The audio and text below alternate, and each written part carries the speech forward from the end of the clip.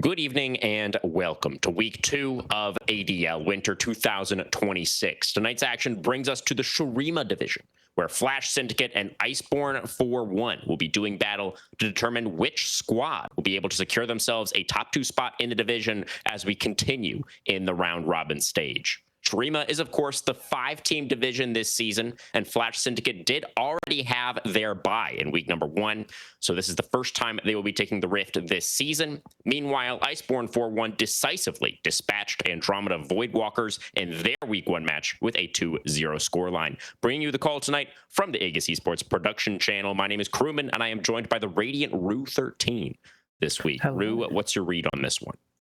My read is that this is going to be one hell of a matchup, right? Both these teams are looking towards the top of the Streamer division. Flash Syndicate especially, I know ever so recently they were right at the top of not just Streamer, but right at the top of the ADL as a whole. Only in August were they winning this whole thing. So I think they're looking to get back to the mountaintop. Iceborn 4-1 as well.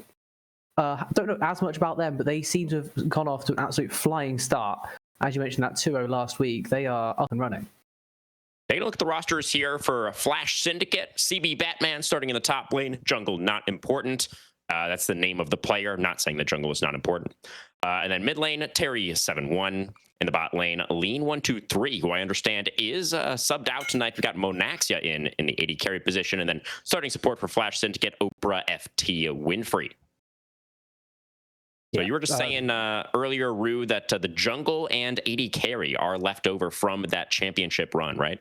Yeah, it's not as much as maybe you'd expect from a team with that much success. You'd expect maybe a little bit more longevity, but not important. Definitely exceeds his Emerald 4 ranking that you see on his solo queue account. Much better in-game, especially when he's working with a lot of people that he knows, a lot of people that he can trust. All right. Well, let's go ahead and take a look at their opponents tonight. If you'd like to rattle off the starters here for us, Rue. Or I can do it. All right, starters for Iceborn 4-1. We've got in the top lane, Murasaki Ima fan, jungle Kahal. In the mid lane, Smokia. And AD carry Young Reese. And in the support position, they do have Toomey. Iceborn, definitely a very strong showing in that week number 1. I think in particular, jungle and AD carry really stood out. When I was taking a look at those match results, seemed like Kahal and Young Reese both had some really exemplary performances in that week 1 match. I understand we're getting kind of straight into a draft here. So, okay, yeah, we're halfway done with it already. Fantastic. Shout out to the teams for waiting for us. Thank you guys so much for that. And Flash Syndicate on the blue side to start out the match tonight. They have taken away the Nico, the Urgot, and the Ahri. On the blue side, red side band's going to be the Aurora, the Ambessa, and the Varus. Gwen taking on B1. Interesting B1 selection. A little bit of a flex, of course, so it makes some sense. Corki and Oriana came out in response. Definitely some pretty high-tier picks coming through there for Ice. And then Ezreal Karma picked up by Flash Syndicate, so really wanting to get themselves some bot priority. That is going to be a pretty aggressive lane. And then really interesting there for Iceborn going for the Nautilus into the Ezreal Karma lane. You know, we expect that Nautilus, I think, to be suffering quite a bit early on during this laning phase. I wonder if maybe Toomey is going to be looking for some early roams. We'll have to wait and see. You still with us, Rue? Are you here? Oh dear, Rue is not here. Rue has left the building. All right, well, is it me? Did I say something? No, I'm sure he'll be back soon, guys. I'll hold it down for now. Second phase bans, get into that now. We've got the Galio taken away by Iceborn.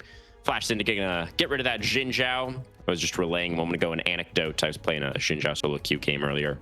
Very, very sad. I got very fed. It didn't matter. But we're not gonna have to worry about it in this game. Xin Zhao just going to get banned away. And now Jace and the Jax taken off the table as well. So a little bit of a jungle focus in that second ban phase. Very curious to see where this Gwen is going to end up. I expect we will see a jungle lock in here for Iceborn in the R4 position.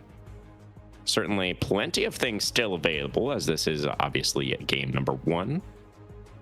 I'm thinking about like Wukong. Would be bad if it ends up being Gwen jungle though. Maybe we just lock in a tank here.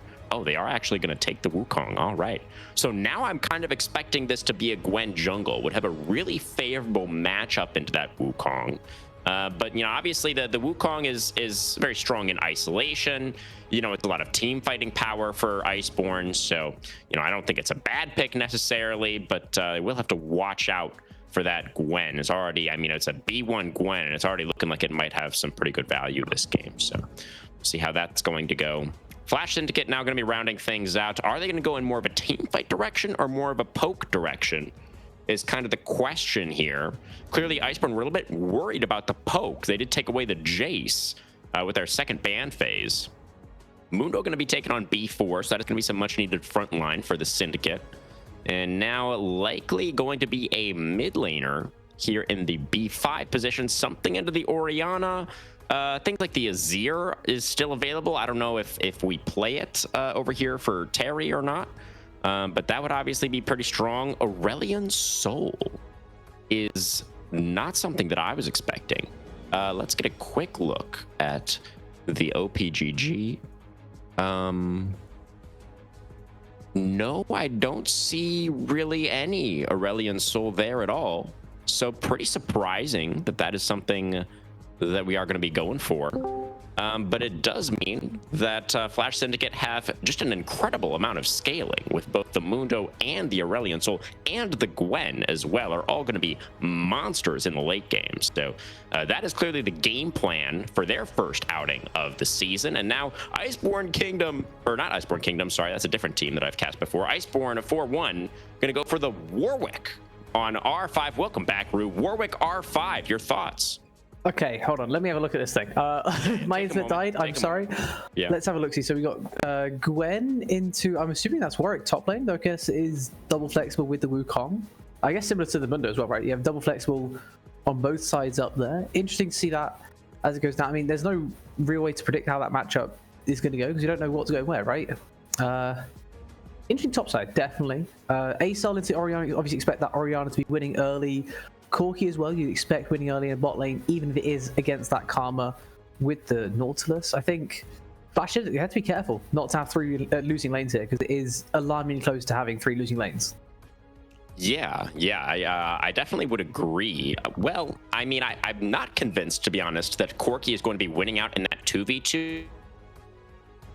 I feel like with the double ranged power of the Ezreal Karma, I would honestly expect them to win out that lane pretty handily, being able to put that pressure onto the Nautilus. But I guess we'll see how it goes. You know, from my perspective, I feel like that has got to be the game plan for Flash Syndicate here, is they're going to try to utilize that bot priority early on to get themselves at least one of those early dragons and buy time for their composition to come online. Yeah, I think that bot lane is definitely something we're going to have to keep an eye on, right? But I'm also bearing in mind the fact that this is a sub that we have coming in here for Flash Syndicate. Maybe not something you should base everything off of, but it's something to keep in mind. And we know how much of a bully Corki can be, even with that melee into range support. If the Wukong makes an impact in the bot side, we're definitely staring down the barrel of a pretty rough game. It is going to be confirmed that the Wukong in the jungle up against the Dr. Mundo, and then Gwen in the top side. Is that not unconfirmed? Okay, it is highly suspected, not confirmed. I am indeed expecting it, Rue. Actually, Khal over there for Iceborn did have an amazing game on the Wukong last week. That was game number 1 against the Voidwalkers. Khal was 11-3-13 on the Wukong. Wow. So clearly a lot of comfort there. We've already seen him pop off on it this season, so definitely am expecting that to be going into the jungle.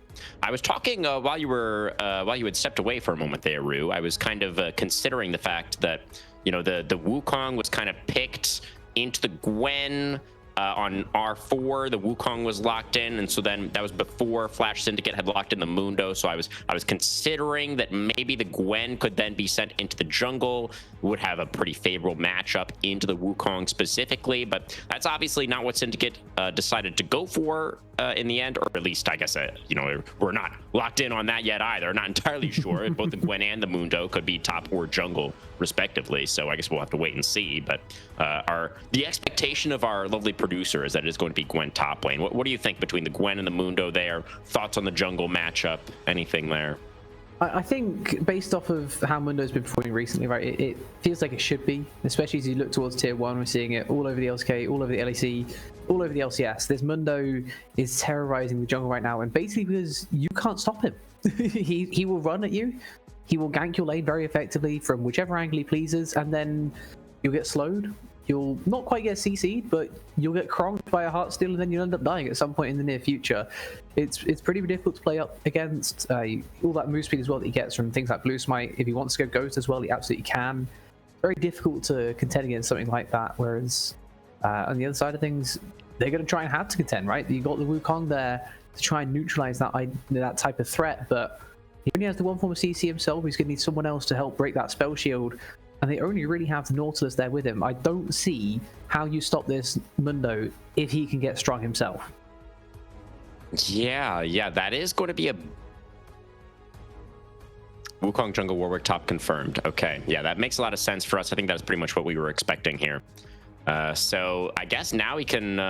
Do we have Gwen top confirmed as well? Perfect. Okay. Yeah, so we're gonna have that Warwick versus the Gwen matchup in the top lane. What are your thoughts there, Rue? I think this is one of those cheese matchups that you get to see from time to time, right? The Warwick in the top lane, he's never gonna be dominating in terms of pick rate, but in certain matchups he does find himself enjoying quite a lot of success. And I think against the Gwen, it's a pretty good time, right? It's not a great time for the Gwen because the whole idea of Warwick is that you're going to close the gap. You get inside the mist doesn't count for anything anymore. So you can't even dodge his ultimate because if he flashes off from half the screen away, he's still going to end up inside your mist by the time that it connects. Suppressed down, and you just don't have the damage early on. You don't have the sustain later on to deal with a champion like Warwick. Yeah. Do you think that Murasaki there on the Warwick is going to be playing like really aggressively early? Do you expect him to really try to like punish that Gwen as much as possible in the lane? Yeah, we expect to see the flash barrier, right? We expect to see complete aggression and just making sure that the Gwen can't really have the type of lane phase that she's used to, right? When you play as a Gwen into the tankier champions, you can relax, you can chill, you can take your time. You currently right now you can choose, do you want to go TP, do you want to go Ignite? Doesn't really matter what you choose. Whatever you do, if you want to push those kills, there'll definitely be windows to do so, but if you just want to sit back and scale, guess what? You're going to outscale them as well. Yeah, that is definitely, I think, the game plan for Syndicate. We'll see if they are going to have enough time for that scaling to come online. For the side of Iceborn, they definitely have some really strong team fighting with this composition, but then that really interesting wrinkle of the Warwick coming in at the end, kind of giving them that alternative win condition. If the Warwick is going to get massively ahead in sides, then he could end up being, a big threat as well. So overall, Rue, assessing these compositions, where do you land in terms of, which side you prefer? If you were in this game, if you were coaching one of these teams, which side would you rather be on? I mean, assuming that we have kind of like perfect play, which you kind of have to for this type of right. analysis, I'm personally favoring this red side. I think Iceborn, for one, they've got a great draft going on here. They've drafted winning lanes. They drafted an amazing jungle to help dive if they want to, help protect when it's needed, and help get that bot lane ahead, because that really is the only sticking point. Whereas on Flash Syndicate side, I mean, this Mundo is going to be pulled all over the map trying to save the Gwen, trying to save the Assault early, and also being there to counter gank, making sure it's not that 3v2, because between Corki and Nautilus, they have the damage and the CC. As soon as Wukong turns up, Ezreal Karma, they are just dead if the Mundo isn't there. Yeah, definitely the case. I think you did touch on something really important there as well. Just that extra kind of consideration, like if the gameplay is correct, right? If no mistakes are made, then that's when we're kind of favoring Iceborn. But Warwick can be kind of a tricky champion to pilot, right? Obviously, you're very strong in 1v1, but what was that? Even in tier 1, I'm getting flashbacks to Broken Blade. It's famously, felt like the Warwick was pretty strong, brought it out multiple times, hasn't really made it work to any degree of success. So we'll see if what's his name again? Murasaki. Not Muras. I was going to say Murasaki, but it's Murasaki with an L. Is going to be able to make that one work for Iceborn here in this first game. We're going to go to a short break, guys, and we'll be back onto the Rift for the first game of week number 2. See you there.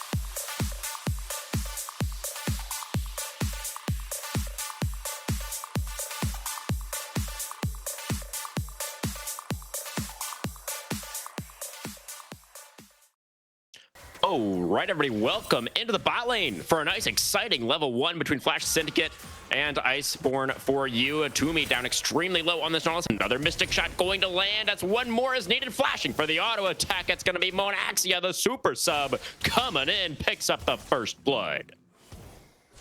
Yeah, so remember when we talked about like having perfect play and Yeah, let's throw everything we said out the window. A minute in, okay.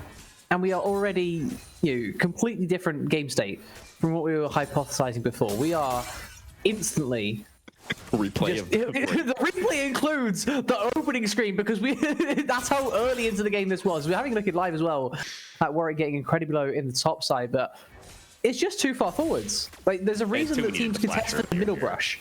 You contest the middle brush because you get there at the same time and then you back away, especially as the melee support. You cannot be walking that far forward and then just that's inexcusable levels of far forward. Now, no flash, no heal on that Nautilus. You did, I mean, at least you get both summoners out of the Ezreal, right? That's a small positive, but he doesn't kill, so he doesn't care. Yeah, I think Flash Syndicate are going to be very, very happy with that opening salvo. They're able to land for themselves. So Monaxia can go for the very early recall, picks up the tier plus a dagger. 2 minutes into the game, feels pretty nice. You did also touch on the fact that Murasaki is trading very aggressively in that top lane, which we were expecting. It is a Warwick after all, and he doesn't really mind being low. In fact, that's kind of his happy place. That's his comfort zone. So we'll see if Murasaki is going to be able to continue walking that line. That wave is pushing out now. What is Toomey doing here? Yeah, we do have a Nautilus Hex flashing towards the mid lane. Terry, nice sidestep, gets away from the dredge line, and that Aurelion Soul is A-OK. No problems at all. Yeah, very good sidestep there. Making sure he doesn't have to blow that flash. I think if he gets hooked there, it's close to being curtains, if it isn't already just that A-Soul getting out of the rift, but he will stay alive. He'll stick around in the lane as well, getting himself some nice stacks to start this one off, as the early gank from the Nautilus not quite paying off, and now Toomey has a lot of work to do to try and save this game state, right? Obviously, doesn't lose too much in terms of tempo there by helping out in mid because his bot lane was basing. He wasn't there to be helped out in the first place, but he's now a level down, as is the bot lane himself. Youngery's needing a little more XP to try and catch up, get that third level. There it is, finally coming through. Unfortunately, I didn't get either summoner out of the Azor there, and it feels like it's another thing not quite going in Iceborn's favor. Yeah, we also saw not important, but faster on that first clear. Was able to take control of the bot side river, get himself that southern scuttle crab. But KHal responding pretty nicely. Immediately backed away, made his way into that top side river, so he's not going to get double crabbed or anything. Batman far enough away. Oh, actually does get feared up for a moment, but is close enough to the turret where the Gwen is not in any real danger.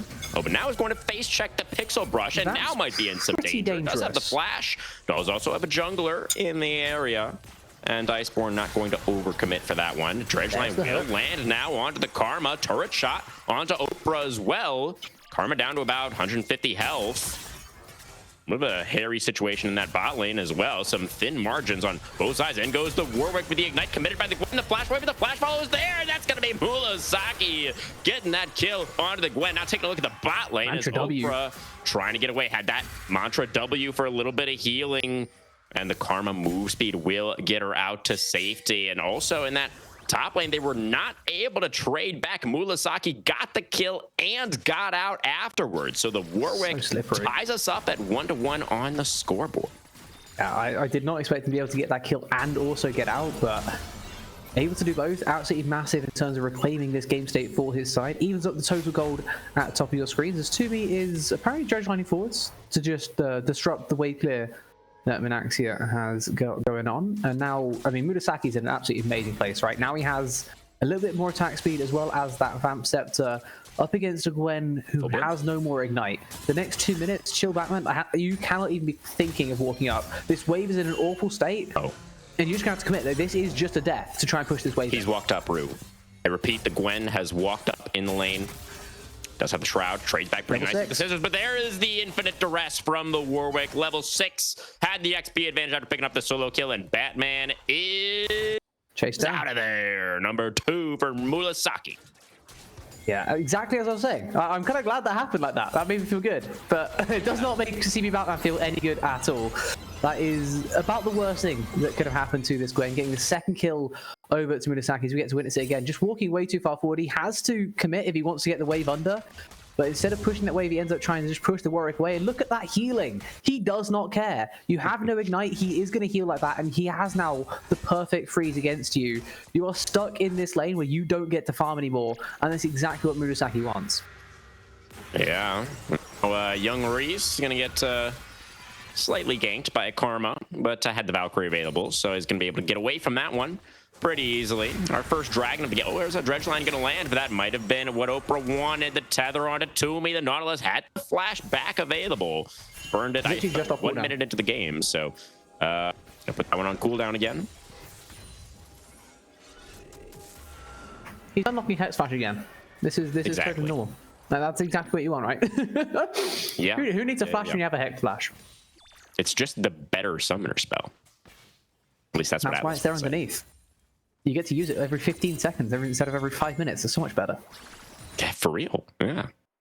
Okay, now Terry has some good distance there. Not going to get jumped on by the Wukong. Obviously, a Cyclone now available for KHal. So this Wukong wants to fight. He is ready to rumble, and they are going to look towards that dragon. What is happening in the top lane, by the way? Batman is proxying this Fed Warwick? That's the way around it, right? This is how you mitigate the lane advantage that you may or may not have given over. You do everything you can to not have to face him. And with how the new season works, the Warwick cannot go chasing. Everyone else can go chasing and see if they can find some free kills, but Kebal's getting his red side stolen as well, with not important smiting that red buff away. And we could be looking at a 3v3 up here. I don't honestly think it favors Iceborn at all. The doggo. There's Khal going in for the Cyclone. Is going to find it on Gwen, but has to be a little bit careful. He's going down low already. In comes Murasaki now with the Infinite Growth, but the Aurelion still able to glide away. They've got Gwen down first, but now Murasaki looking like surely he's going to get traded back this time. The shield is there. The Honey Fruit for the healing. Wukong dashing back in is going to get taken down. Oprah extremely low on this Karma as well. No matter on. Already popped the maximum dosage. Murasaki gets back in there for another kill. They're going to hook back in the Mundo. And we're looking for the fear on Eteria as well. The Aurelion Soul out of mana, but gets back underneath the tower and will survive. I believe that was a 3-for-1 fight in the top side. Iceborn way out on top. Yeah, and I said it during the fight that there is just igniting the wrong person. The priority at this point in the game is none other than Murasaki. There is no one even close in power to this early game Warwick, right? One of the best level 1 champions, also pretty good come level 6, right? Still putting out a disgusting amount of damage, insane healing, most importantly, and I mean, we saw his survivability as well in that fight.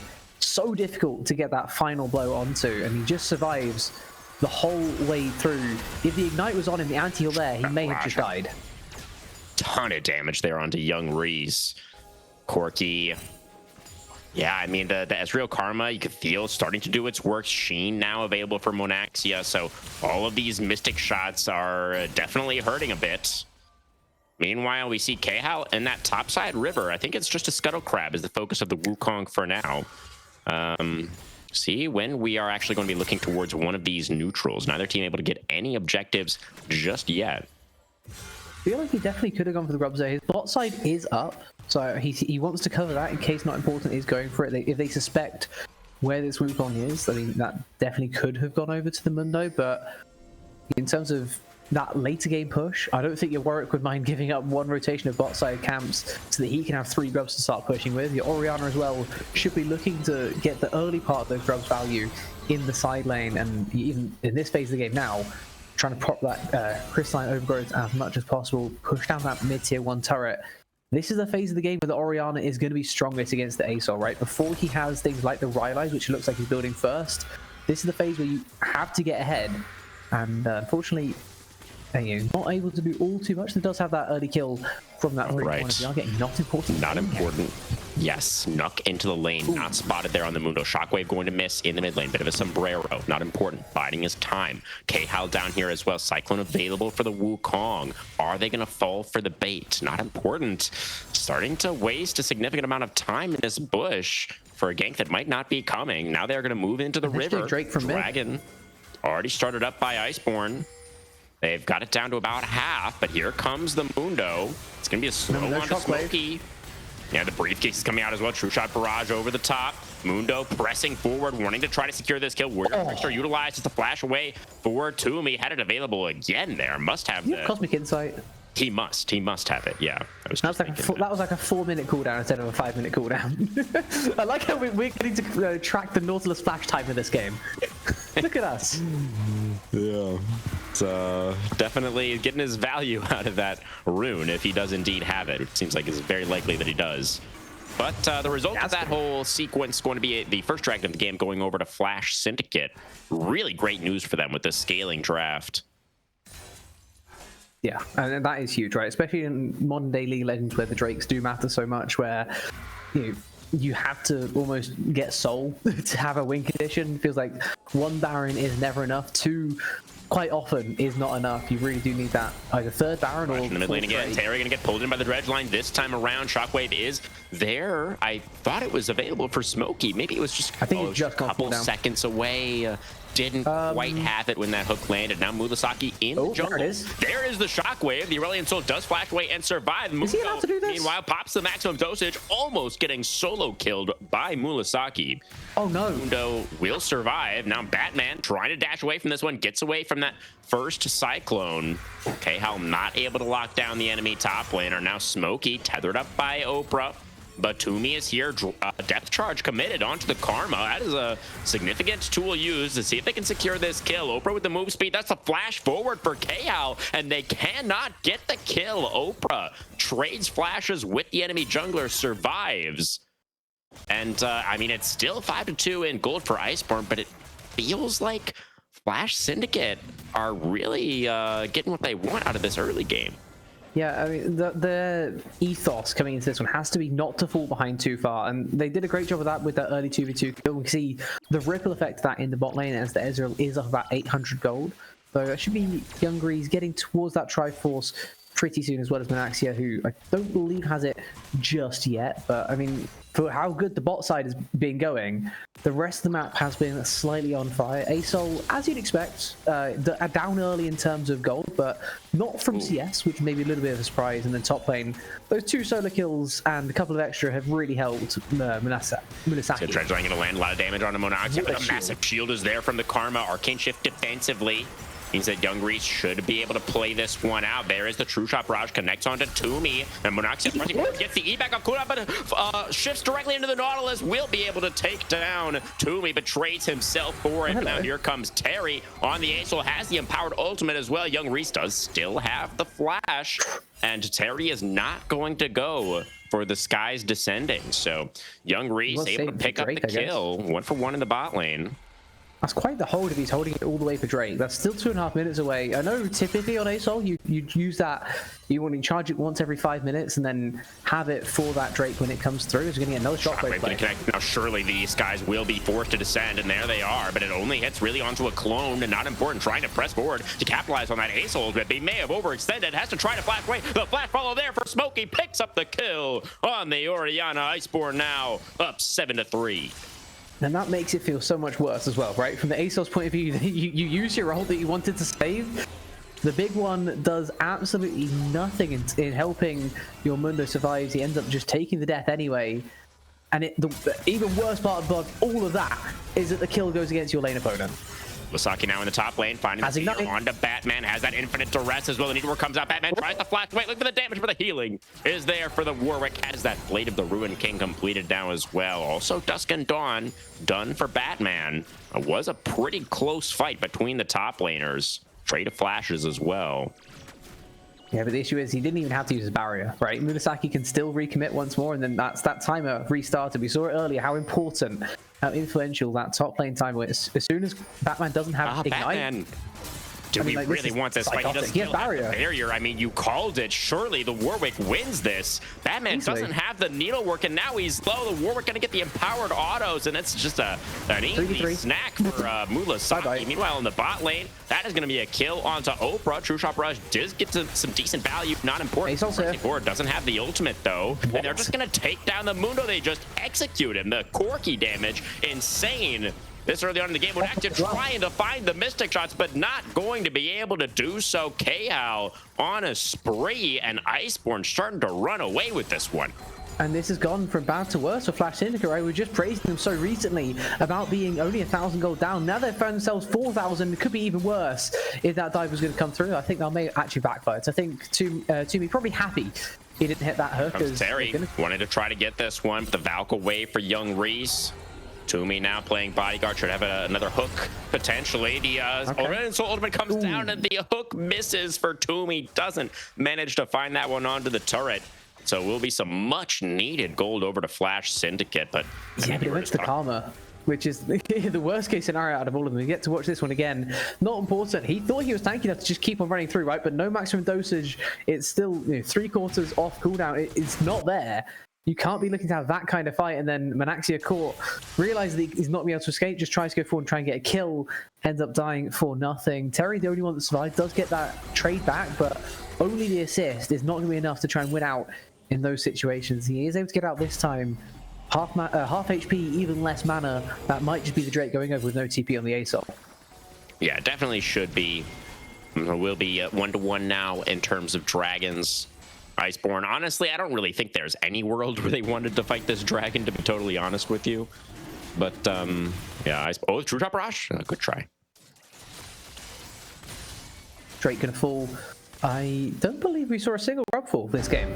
Both teams deciding to let the grubs live.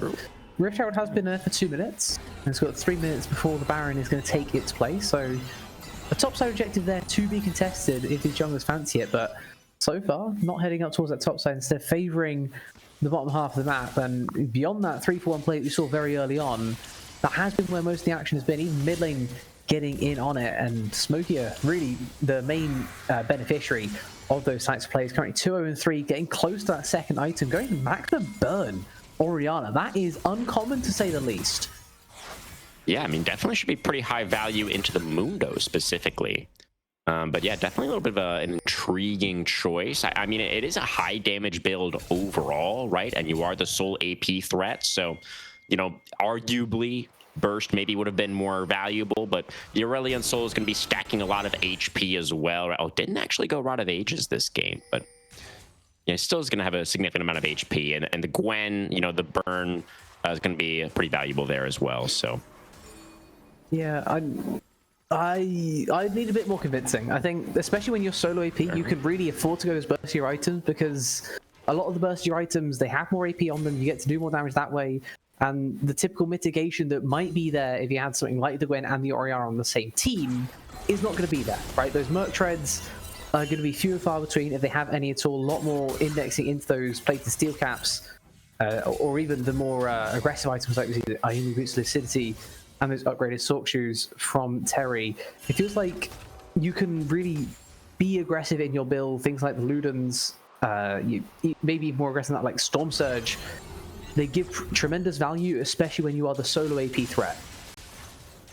Well, we are going to see the Herald taken by Khal right now. Meanwhile, we've got Not Important in the bot lane, looking for a potential play onto Smokey, but there's no wave here right now, so this is going to take a while if they are actually looking to punish this Orianna. Smokey does have both Sums and Ultimate as well, so might just be able to use that Shockwave to clear out most of this minion wave. This guy's descending pretty early on just to try and force this dive to come through. The Shockwave is pretty nice from Smokey, trying to outplay with the flash as well. Really well played by that Orianna. Now here comes Murasaki. Does he really want to chase this one? The Aurelion Soul is pretty low, popping the fear very early, though. I think that was mostly just covering the dive, but he still wants it. Dashing forward with the ultimate, finding it onto Oprah, and the Karma's just going to get blown away. Terry just barely enough mana to find himself another glide. The Asol is going to be able to escape. That should be a turret traded back. One going down in the mid lane as well, and overall, very, I mean, the Orianna didn't even die. It's just a huge win for Iceborn. Yeah, Smokey proving, I guess, why having that Haunting Guise has its own little value in terms of giving the extra bit of HP and the extra damage throughout that fight. Just able to survive is all that really matters. They also get the charge onto the tier 2. Massive gold injection onto Khal. We already had those 2 items on the Wukong. He's looking incredibly strong as we move forward. About 20-minute mark, of course. Baron is now on the Rift, but both these teams only 1 Drake apiece. Still a long way away from either team really getting to a win condition.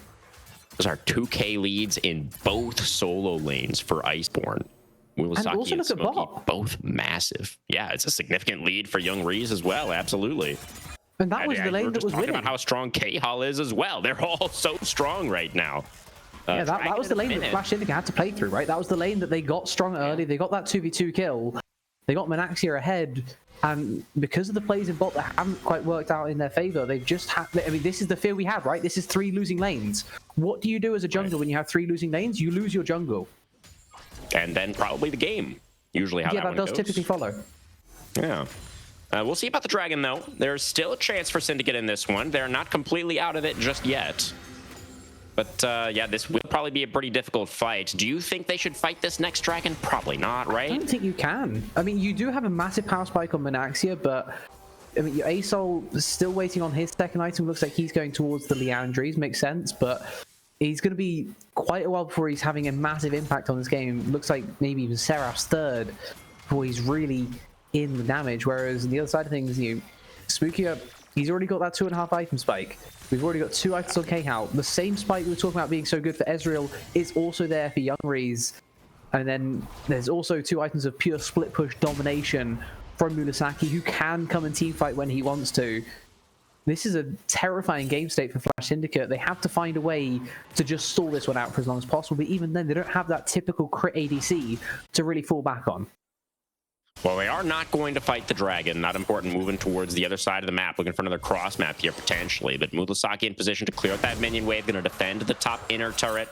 2 Dragons secured now for Iceborn. Important still up here. Not really too much for the Mundo to do, though. Murasaki might overstep.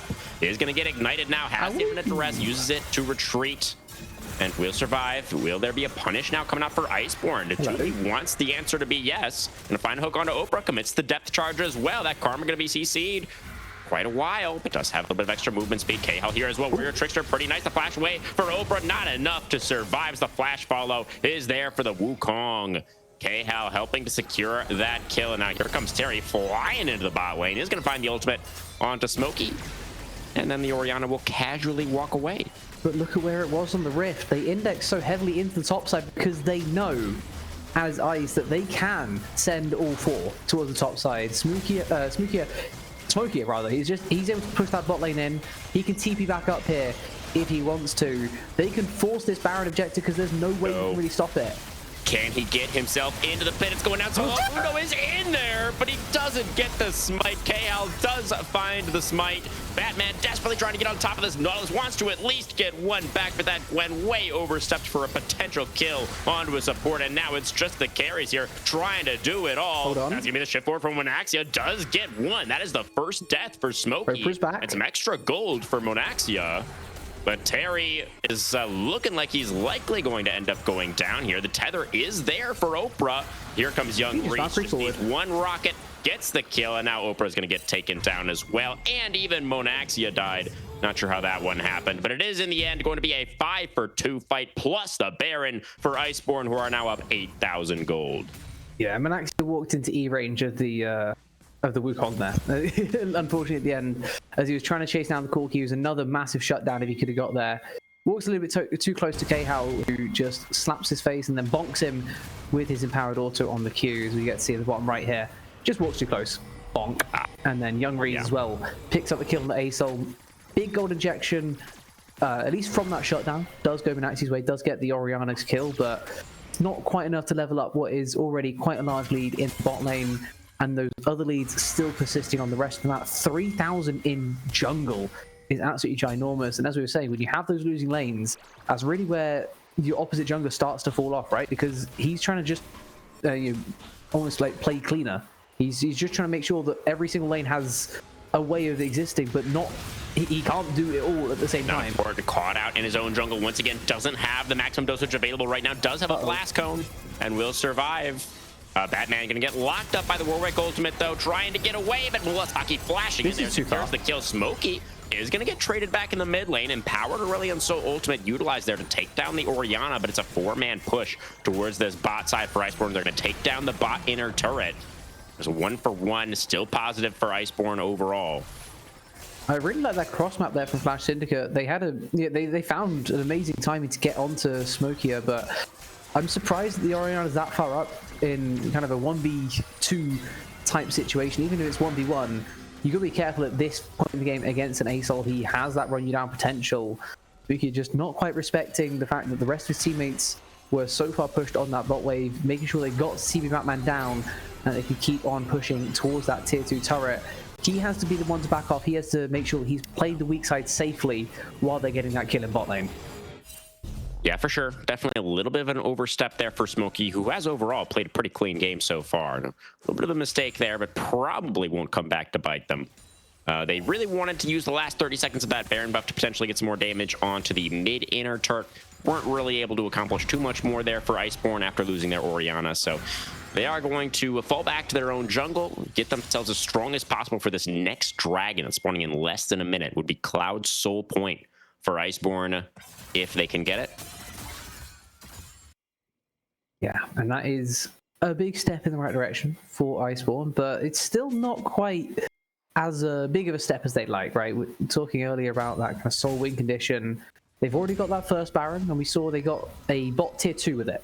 They didn't even get towards mid. They got a couple of plates, but no more on that tier 2 turret. The one Baron and done is a thing of the past, and instead requires either 3 at this point or that full soul condition. And with it still being 5 minutes straight, honestly, I think Flash Syndicate, if they want to, they can give this one as well. They don't have to make a play for it, of course. They don't have that empowered A-Soul ultimately. They can look if they really want to, but it's a dangerous fight, and if you end up losing this one, that's how the game ends too quickly. Yeah, well, the side of Flash Syndicate do have control over the river for right now, trying to get themselves this Scuttle Crab, but it's Batman has to be a little bit careful. He's going to employ the Mist to get back to safety. Murasaki, you see hovering there on the flank. Warwick, you really do want to be coming in from those off angles. Try to get yourself directly onto that back line. So the side of Flash Syndicate going to have to be played really carefully. You know, the Aurelion Soul is level 16 now for Terry, but I guess just now picked that one up. Didn't have it for the Dragon fight, so that is going to be soul points secured for Iceborn. And now Baron is going to be back on the map in about 90 seconds. Close down that judge line. Manaxia just arcane shifting his way out of there in time, but I think if Terry has the empowered version of his ultimate, if the skies have descended, then maybe we can talk about a fight there. But because he used that empowered version just 2 minutes before the Drake in the bot lane play, it's just not feasible. All right. Well, you know, second Baron, that is pretty dangerous territory at that point for the side of Flash Syndicate in terms of, you know, what they're giving up to get themselves more time in this game. We do have, I think, a quick moment here to touch on the fact that Monaxia has built Endless Hunger on the Ezreal. Yes. Thoughts? This is the Giga scaling version. There's lots of different things you can third and Ezreal. As long as you're doing Triforce first and then Manimun second, you're probably doing it right. This one had lots of extra haste as well as that extra get highlighted there. Thank you very much, Mr. Observer Production Man behind the scenes, as we are pushing forward in the bot lane. Batman level 16. That top lane quest has given him a good bit of extra XP. Making it down that a little bit and unable to quite match him out in terms of that power. I think something that Iceborn really need to do right now is make sure that they are keeping their lanes as they should be, right? This needs to be the Warwick playing against the Gwen, and the Orianna playing against the Asol. Yeah, it is much more difficult for Murasaki to find those advantages against the range of the Asol, right? The fact that he has that slow as well. I think it's the E, which I forget the name of that ability, but it's like Black Hole or something. Is it just call it a Black Hole. I mean, that's what it is. I'll find the name for you. Clutch for us again here. I'll find the name. Oh, it is a Black Hole at the end of the day. Away from Terry. Singularity. Thank you, Macros. There it is. Okay, and now we got a fight breaking out in the mid lane. It's not important, down to half already, but it is Mundo. Has the healing available, but that is just a weird trickster getting hit by the Aurelion Soul ultimate. That's just the clone, and now in comes KO once again with the Cyclone. That was Batman going way no way he lives like that. For that kill, and now in comes Murasaki, gonna find the CC onto Asol, who tries to flash away to survive. Will be able to do so. Smokey, gotta be a little bit careful. Is going to get away from those Mystic shots, so ends up being a 1-for-0. But look at the flashes. 5v4 on the map for Iceborn, but some low health bars. Are they really feeling like now is the time to go for the Baron? Not important, it's pretty low as well. Dodges away from the dredge line. Flash and they are going to start up the Nash, but vision is there for Flash Syndicate. Mundo, though, doesn't have ultimate, has to be really careful about choosing his timing here. That's Toomey going to go in pretty deep with that hook. The team has to follow up, and they will. Murasaki's going to get taken down. Murasaki on top of the now flashless Terry once again. And there goes the mid laner. It's going to be another hook for Toomey. Finds Oprah up on the side, who flashes away and gets the tether as well. But oh my God, the healing. Murasaki is going to run down Monaxia. The Ezreal has an arcane shift, and Murasaki is like, that's cute. I'm Warwick. Goodbye, Ezreal, and now TP back in for Batman, wanting to try to salvage this play, but he might have just TP'd back into another death. Takes down the Nautilus with that last needlework, but in the end, another massive win for Iceborn. They should be able to take the Baron as well. I guess that makes it a 5-for-1. It's just not like an ace 5-for-1. Batman dies twice. Right. Yeah. Stay with the replay here. Yeah, the Mundo just feeling the need to go in. Did end up being a pretty nice turn for Iceborns. They were pretty decisive as a team, turning off of the Baron. Were able to pick up some more kills. They have now secured the Nasher as well, up over 10,000 gold, and it does really feel like time has run out for Flash Syndicate. But they do still have the scaling, right? The Asol is strong. Terry's doing an amazing job this game, as well as Manaxia, in being relevant in these types of fights. It was still close. That was a fight where Iceborn had, as you say, like a 10,000 gold lead, maybe 9,000 going into it, 10,000 coming out of it. Like, this is a massive, massive lead that Iceborn have, but the scaling for Flash Syndicate is what we pointed out before the draft, before we got into this game after the draft. That is their win con. Surviving long enough I'm not sure they're going to have enough of a base to defend. Oh, death charge onto it. Terry, these guys do descend. That's some nice damage coming out from the Aurelion Soul, but he has no flash. Going to get jumped on by the Wukong, and there is the heart of this scaling team for Flash Syndicate. Going to get knocked out of the sky. Not sure why we were in the jungle there in the first place. Probably should have just been turtling in your base. But that is going to be 2 more kills over Iceborn. Going to get picked off. The Archer Shot Barrage is going to miss, but it's going to be the Inner Flame over the wall from Oprah to secure that kill onto Toomey. But now the rest of Iceborn here in the mid lane trying to put some pressure on that inhibitor line, but they're going to have to retreat for now as they do not have Murasaki with them. The work is split pushing in the bot lane as Batman, again, just a little bit too far forward. Almost was able to take down Young Reese, but not able to find it. Now here comes the Warwick.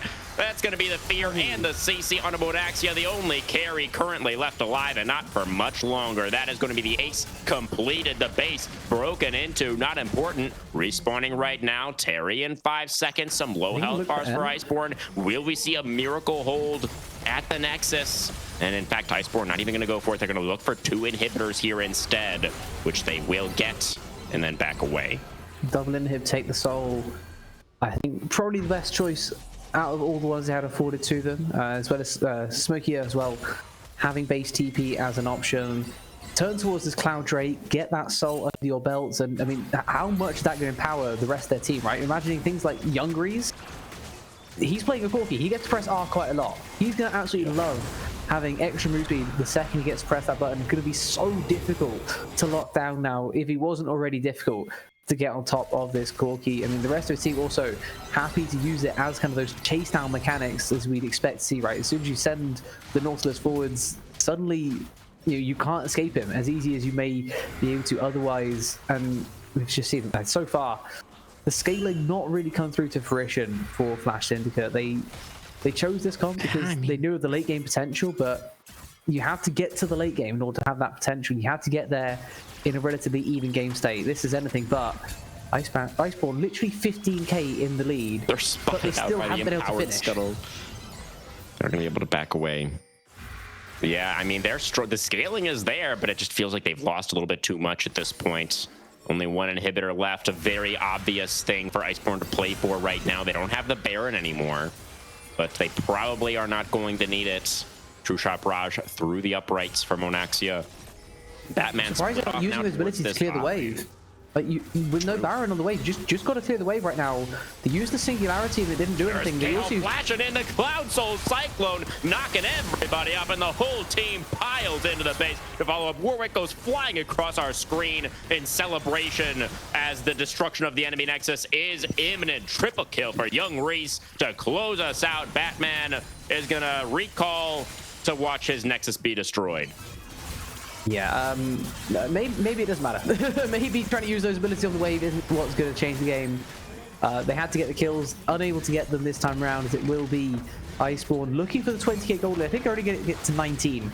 Unfortunately, they don't quite have enough. It is incredibly close to get to the mystical land of 20,000, but not quite there. Instead, just going to take the Nexus at 19.4 as Flash Syndicate find themselves in a 1-0 hole today. We were hyping them up as potential tournament favorites. They found themselves getting smacked in the mouth. The question is, how do they recover?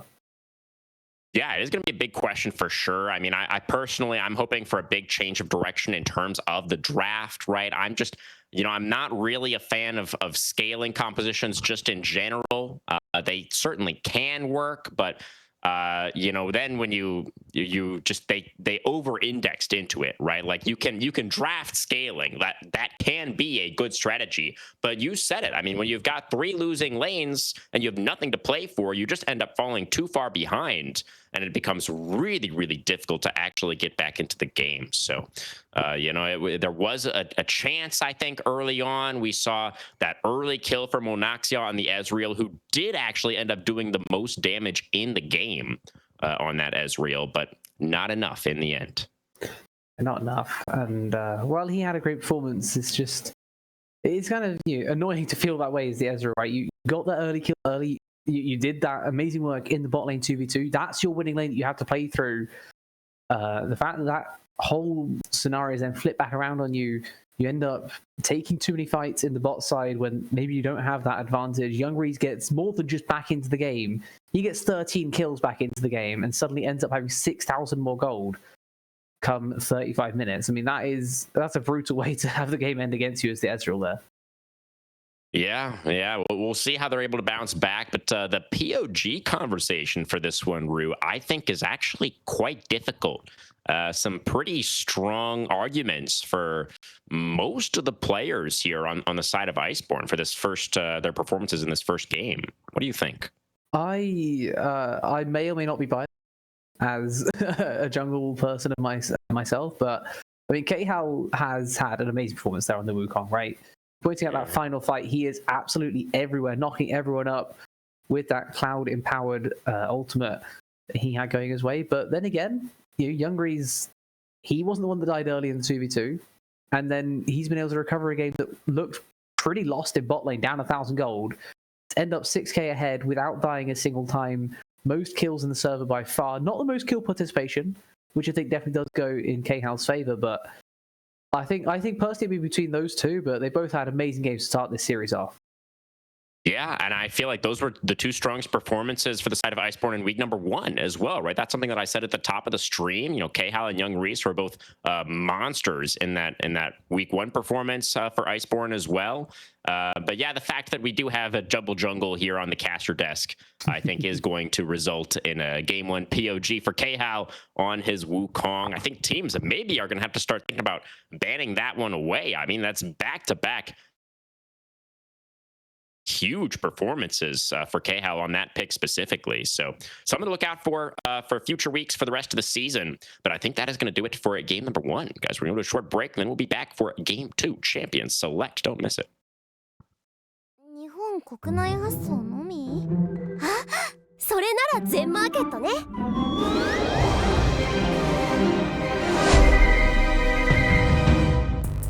すごい迷宮だ。あの商品はどこに？あそこだ。でもどうすれば。わかった。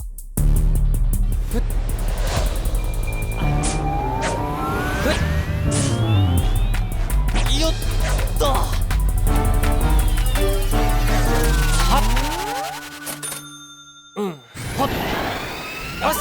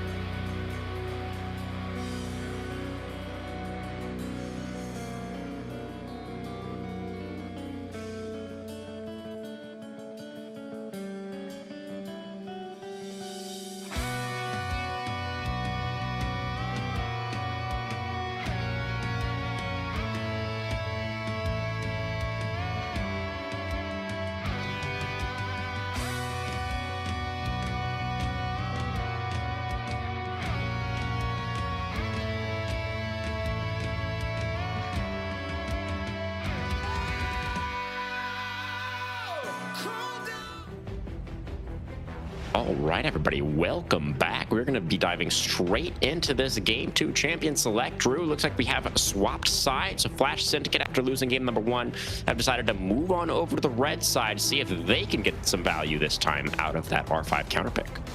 Yeah, we saw how brutal that counterpick was, right? The Warwick against the Gwen really was the kind of difference in that game. Is forcing the Mundo to try and cap that top side was what enabled the bot side to get back ahead with the help of that kind of 3v2 lane that we got to witness. Iceborn, they have to make some decisions of their own now. They have to work out how they can best mitigate that counterpick coming through, what types of strategies you want to take in. Typically, when you see a team with that kind of first choice, you'll take a little bit more safety in the top lane than, I don't know, a B1 Gwen. That's a little bit risky.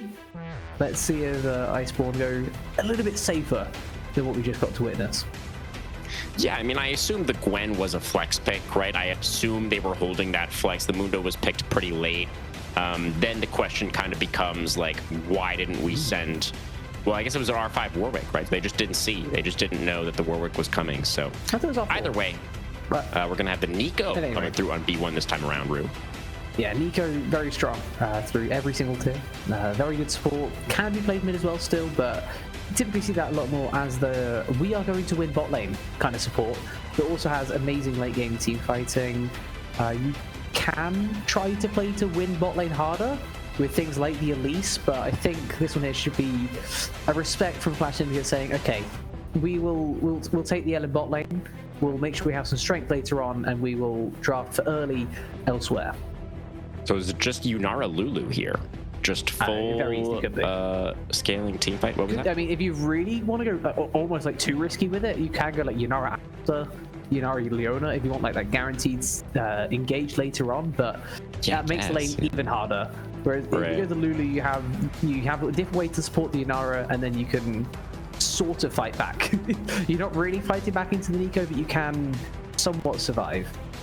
Yeah, surviving, I think, is really the key thing for this Yunara, for Flash Syndicate in the bottom lane. So we are going to be having the starting AD carry Lean is going to be coming back for FS for this game number 2. So that is, for the Flash Syndicate fans, some extra hope, some extra copium for the tanks there.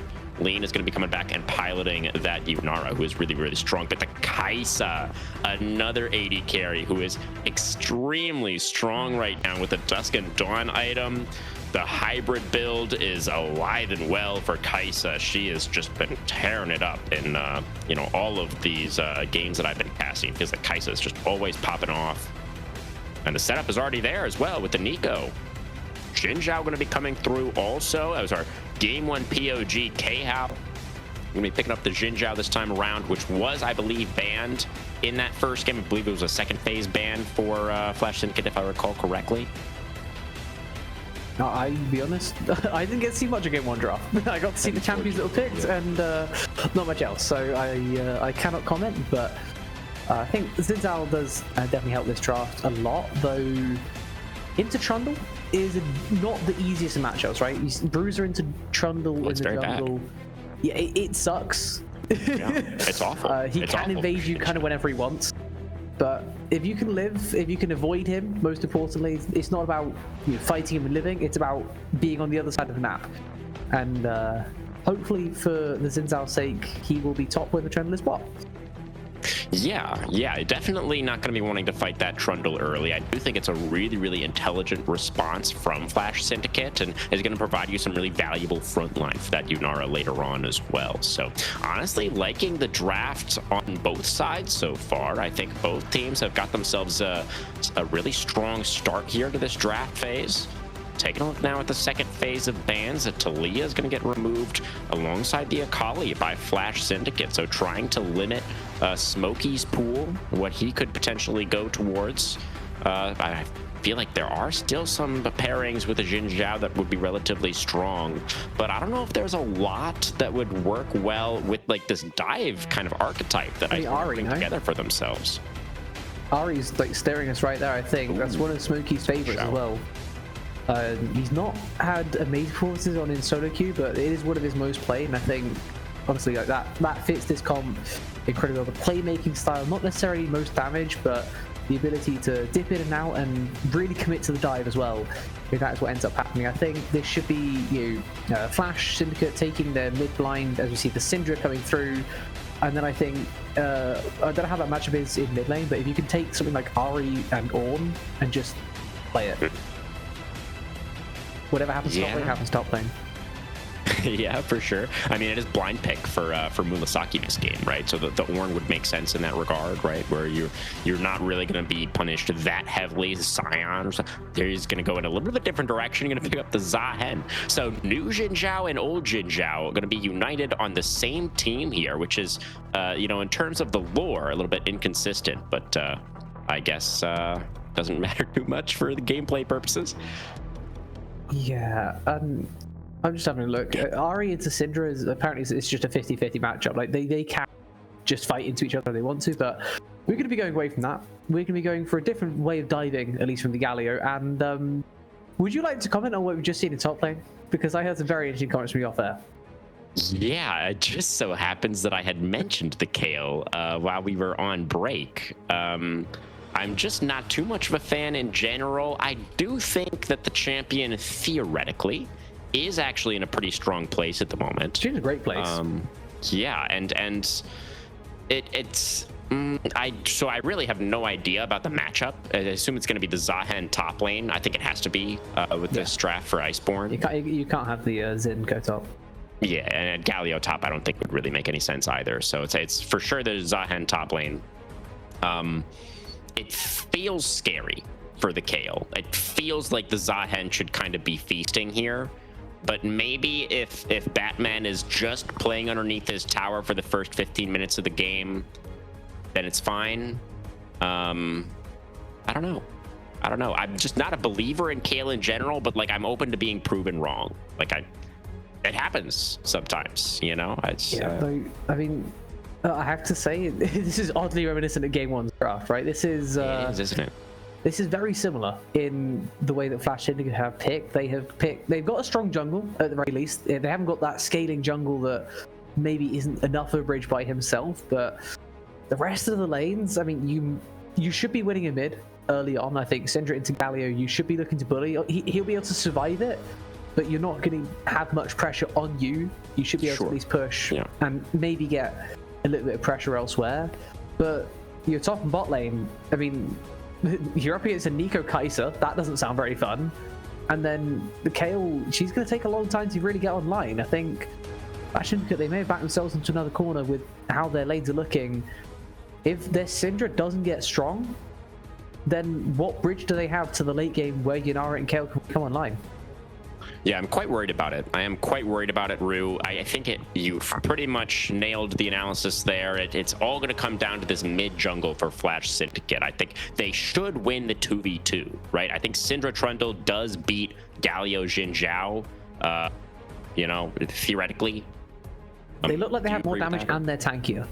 It's a really odd situation, but I think Syndra and Trundle together should be, especially with the subjugate as well. Like they just have more damage, and they also have less sustain on the other side. But is it just gonna be a 2v2, or are we gonna see 2 make his way up to mid? Right? This is the advantage you have in the Nico. She doesn't just have to impact her lane. If she just presses B and then turns into a minion, you're terrified on every single lane. Okay, is the Nico here this time? Is the Nico here this time? That takes a toll on you mentally. That's absolutely right. And, we have to consider as well the fact that there's some really long range, kind of semi-global ultimates available for the side of Iceborn in both the Galio ultimate, the Hero's Entrance, and of course the Killer Instinct from Young Reese can join fights from very far away to try to create numbers advantage situations for this blue side squad. And so I think it's going to be and really good engage as well. Absolutely. Yeah, right. So I think for Flash Syndicate, it is feeling very similar to last game, where they just need to buy time. They need to wait for Yunara and Kayle to be strong. But even then, I'm looking at this Flash Syndicate composition. Exactly. You have your only front line is Trundle. Like, how are you supposed to... Do you just sacrifice the Lulu, sacrifice the Syndra, and hope that Kayle and Yunara have got enough auto attack? Like, I'm not a believer. Iceborn's snap engage is insane, right? You've got Tumi, who should be going the Hextech Rocky Belt, the extra mobility, his Pop Blossom is expected to be incredibly strong in a game like this, especially with how, I guess Flash Syndicate don't need to be grouped up, but teams will group up, right? Teams will get too close. Pop Blossom will do its thing, and then as soon as that happens, I mean, Smokey just has to press R on top of his R, and they get knocked up again. And then the Zinzao turns up, and they get knocked up again. And then the Zahin turns up, and they get knocked up again. It's a bouncy castle of death. Knockups. Yeah. Bouncy castle to the max. Really tough, I think, for Flash Syndicate to play this one out. I don't know if there's too much, honestly, for us to discuss with this draft. You have anything else you wanted to hit, Rue? I think we're good. I think that Iceborn, they drafted again for the early game. They have late game scaling as well, which is new. While we're talking about this early game focus, Iceborn do have incredible late game scaling as well, right? Zahin has immense scaling as a top lane, not quite to the level of Kale, but he can still definitely match up for a good time in that top lane. And then Kai'Sa, I mean, we've seen how strong Kai'Sa gets when the game gets super late. Like, they still have the ability to play later on, and because of the amount of CC they have, they can take those team fights against champs that, if they had other champs around them, might be a little bit better off in the team fight type scenario. Yeah, absolutely. I mean, that's the thing about dive comps, right? Is that, like, they never really fall off. Like, the game plan doesn't change. Yeah, as long as you can execute the dive and kill off the priority target at the start of the fight, there's always a chance you could find a winnable team fight. So I completely agree. Iceborn feels like they've drafted themselves a lot of threats here in this second game. There are no obvious weaknesses in this composition, and if we see the same level of gameplay that we saw in game number 1 as well, I'm feeling like they might be coasting to a pretty comfortable 2-0 victory again here tonight. It would be a 4-0 start to the season for them. Be absolutely fantastic stuff for the Iceborn fans. But for Flash Syndicate, they're kind of holding their ground. They're saying, like, no, this is our identity. We want to pick scaling champions in the solo lanes. We want to play for late game and try to, make that, the strongest point for us. So we'll see if they're going to be able to execute on it this time around, or if Iceborn are going to be able to pick up the 2-0. We're going to have a little bit of an extended break here, guys, while we do wait for Lean to become available for Flash Syndicate. Our understanding that Iceborn has sort of just agreed to this, and so there's not going to be any kind of, punishment for the side of Flash Syndicate for the delay or anything like that. So we're just going to be sitting around for a few minutes while we wait for Lean to join us, and then we will be on to the Rift for game number 2. So don't go too far away. We'll be back soon.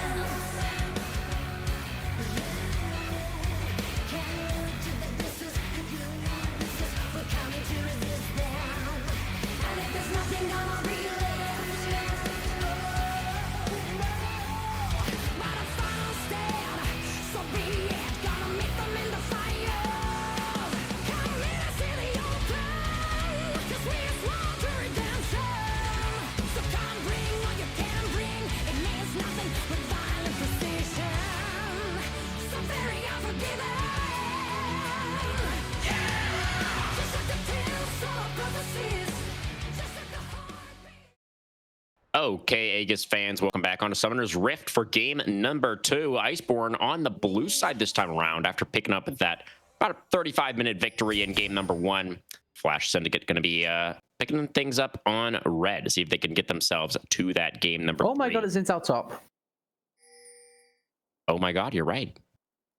Did we just throw everything we said out the window? What the hell is going on here? It's kind of, you could say that it is Xin Zhao top and Xin Zhao jungle simultaneously, in a sense, right?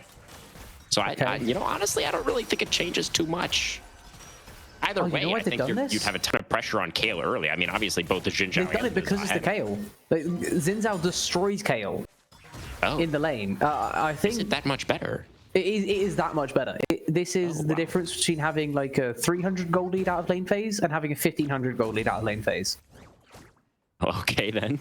Let's see it. I mean, Murasaki is certainly no stranger to unorthodox picks. I was playing the Warwick in game number 1, right? So why does he have a Doran's ring? Why does Xin Zhao build Dusk and Dawn? What is how? Okay, sorry. My research is going too hard. I'm going to stop. Lost in the sauce. Let's just wait and let Murasaki show us. I think he's going to build Dusk and Dawn. Yeah, wouldn't. I mean, at this point, go for it. I think that's where he's going. He's got Halo Blade.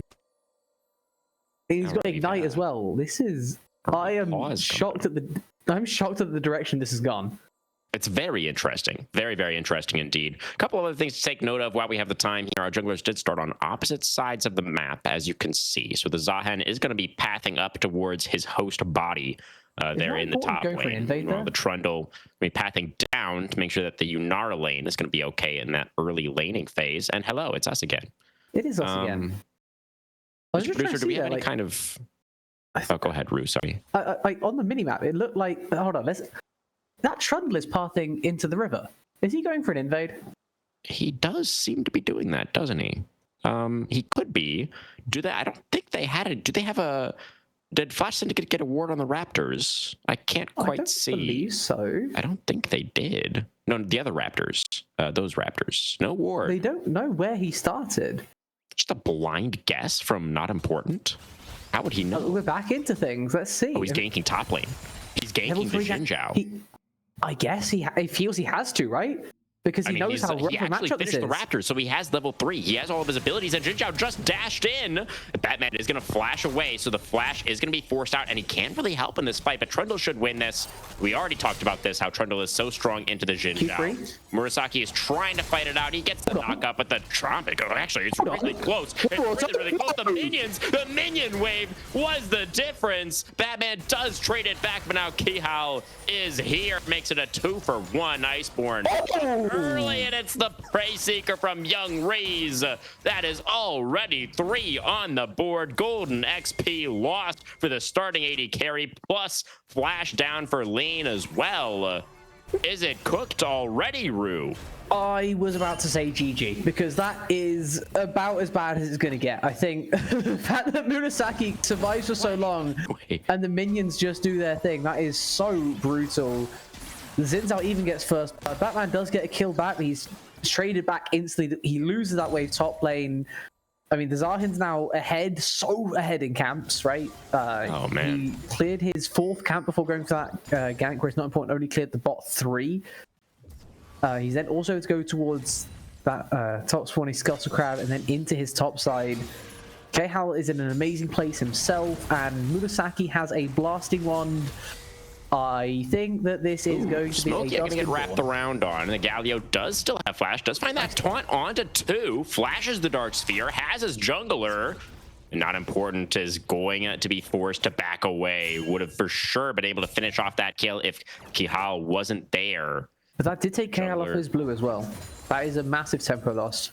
For bearing in mind how far ahead he was in tempo just a second ago, the fact that he has to clear this blue buff effectively from scratch is going to lose him a lot of time. Still needs to take that first base well before he goes back into his Batman in trouble, knocked up. Never mind, not in too much trouble. Cooldowns all utilized by Murasaki, and is actually a little bit down in XP at the moment somehow. I guess there's a big wave for him to pick up, so I'm sure he's going to be ticking up to level 5 momentarily. There it is. What a crazy start to this game. Is Not Important is clearing his top side for the second time instead of clearing his bot side for the first, trying to get a lot more XP early on into this one. Then he will go those first clears in bot lane eventually. How long he decides to wait that out, I guess, is up to him. But when we get K-Hal taking that first base, about 1,400 gold on that base. Tunneler plus a glowing moat to get a little bit of ability haste going in his favor. As the builds start to come a little bit more to light, we are seeing... There's the blasting wand. Yeah, I mean, that is absolutely insane. I cannot believe that this is a thing. I cannot believe that this is a thing. I mean, he does have some AP ratios. He has a ratio on his E for sure. Going to go in with the audacious charge on this one. Batman still feeling the pressure. It's a really nice wave state for Murasaki up there. He's got that wave exactly where he wants it. And Batman is just bleeding out in that lane right now. He has Nightbat as well. Like, he can go for an all-in whenever he wants. Dragon alive, and that is going to be immediately taken by Iceborn. No contest going to come out from Flash Syndicate. The really like this Cryo in the bot lane. It's going to facilitate that very comfortable early objective take. Not important. Sees it's happening, but understands that there's nothing he can do about it. We got his base cancel too. Oh yeah, even canceled on the recall by Young Reese. Meanwhile, Murasaki looking for it. The ultimate is available for Batman. Is that going to be enough to turn this fight around? No. No, it's not. Murasaki is going to be able to secure the kill. And that is 4-1 now on the scoreboard. Iceborn already a very significant lead. And this KO, I just don't think it's ever going to be relevant in this game. I think it's already irrelevant. Like, that's the thing, right? It's with how we were looking at this draft, we thought that maybe there was a chance when it was still the Zahin in our minds up against this Kale. It's like okay, you lose the lane, but like Zahin's not a great lane bully, right? You can survive just well enough to get to a point in the game where you can start to beat him come kind of level 16 in the side lane. Now, I'm questioning if he's ever going to get to level 16 in the side lane. Really nice double root there from Toomey with the Nico. But Young Reese is completely out of mana at the moment, so he doesn't actually really want to fight right now. Mostly just wants to pick up this minion wave and then hopefully get himself a window for a bit of a recall. But this is the cannon wave, so the timing is pretty awkward for Young Reese right now, but at least he's relatively healthy, so he's going to be able to continue auto-attacking at the very least. And it is it is season 26, so backing on a cannon wave, it's still good, but it's not as like must do as it used to be. Yeah, you're absolutely right, actually. I'm, again, jungler. I just have kind of jungle brain, so glad I have you here. Even though you're also a jungler, clearly you are a little bit have more wherewithal. Oh, Toomey gonna get jumped on. The nice thing again, but there's the airy proc going to allow Lean to pick up that kill. Did actually get that last bit of damage. Murasaki now going to be forced to flash away in the top lane. It's not important. It's not giving up on this KO. That's so aggressive from Young Reese. Already burned the flash and is going to get taken down. Wanted to set up for KO. Did overstep trying to set up that play. Murasaki in trouble in the top lane, dashing forward the turn aggro. Not enough to get the kill back. Now here comes Smokey into the bot lane. At least they need to be able to take down Lean, and they do. And Oprah, my stream is frozen. I'm back. Okay, Oprah will survive. Yeah, that was a stream buffering both of us, but I don't think it did for Twitch. So okay, good. Discord issues. We moved. Well, this is really interesting for. Oh, go ahead. Yeah. No, you go. That's a big play to KL in the bot lane. He's trying to get something back, but that is huge for Flash Syndicate. Getting that second kill onto Batman, getting him another wave pushed under the tower. Malasaki really struggling to play effectively in a 1v2 lane. Not important. Doing absolutely everything he can to keep this KL relevant. Yeah, absolutely. I mean, that is clearly, I don't know if, I mean, it must have been the game plan from, before we even spawned in here, from the draft. Clearly not important. Was like, okay, if we're going to pick Kale, I am going to play around it. And we'll see if that is going to end up paying off. Certainly did get Batman, back into this lane. The Kale has got a lot of breathing room for that extra attention from the junglers. So is now tied with Murasaki once again in gold. Yeah, a lot to spend in inventory, and that's an issue of this part of the lane phase, right? When you really need that base, but you kind of want to hold on to get that first item, but your opponent just died, so this is still a 1.2k gold lead for right now until Batman bases, and that's a really dangerous place to be in because you think, okay, I'm back into this one, but until you get that base, it doesn't count for anything. Looks like he's gonna be able to get it off now. And does have the teleport as well to get back to the lane immediately afterwards. So pretty nice. There's another Tingle Barb's going to land for Toomey, but Lean still pretty healthy for now. And we have our next dragon spawning in a little bit over a minute. Obviously, Iceborn were able to get that first one. See how heavily they want to play around the second one. Currently, we have not important on this bottom side of the map for once, and is going to sort of realize that. It's like, wait a second, what am I doing down here? I need to get back to my KO. Or is he just going to go ganking? I mean, they're looking for it, but they're so far into the turret, they can't. This is, whatever this is, it's wasted time for the Trundle. He cannot be here right now. Yeah, it's not really gankable right now. Young Reese and Toomey underneath their tower pretty much is, not important. Is indeed spending quite a bit of time kind of hovering around this bot lane. Meanwhile, Batman is going to get jumped on by Murasaki once again. So it does get chunked out a bit, as in goes Murasaki again there with the audacious charge. The wind becomes lightning. There's the ignited Batman. He had ults. Wait, he had ult, right? He did, yeah. He doesn't expect the burst. That is the surprising bit, I guess. If you're not used to playing up against Xin, especially in a lane type situation, if you're only used to him as a jungler, you're not expecting that level of burst to come out from Murasaki, and he deletes him. Well, Murasaki, a really nice solo kill there for the Xin Zhao. And now Toomey looking for it, not going to find anybody with the Pop Blossom. Does find two with the Tangle Bomb, though, and here comes the Galio on the wraparound. Going to find that taunt on it. Lean, though, untouched on that Yunara. Looking like he's potentially going to be cleaning up. Smokey going down extremely low, not important. With the chomp, secures the double kill. And now dashing forward is that Yunara gets the slow onto Young Reese. The Dark Spear there as well, and Terry going to pick up his first. And that is actually a massive team fight win for Syndicate. They're going to get the dragon as well. Yeah, that whole team fight for Iceborn relied upon them getting their Zahin into the fight, right? He has Sunless Sky, he can hit every single person once and still be at full HP while doing a disgusting amount of damage. Unfortunately, I believe he missed the dash over the wall, and then he just sat there on the outside, like waving through a window.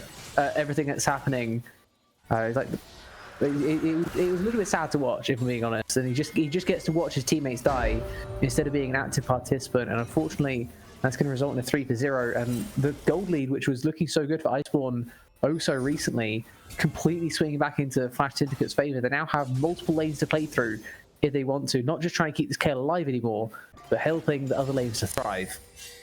Yeah, I don't know if it's too late to get a replay of that fight, but yeah, I would be really curious to see what exactly happened to Khal there. Let's have a look. Look at him. All right. He tries to dash over this wall, he fails it.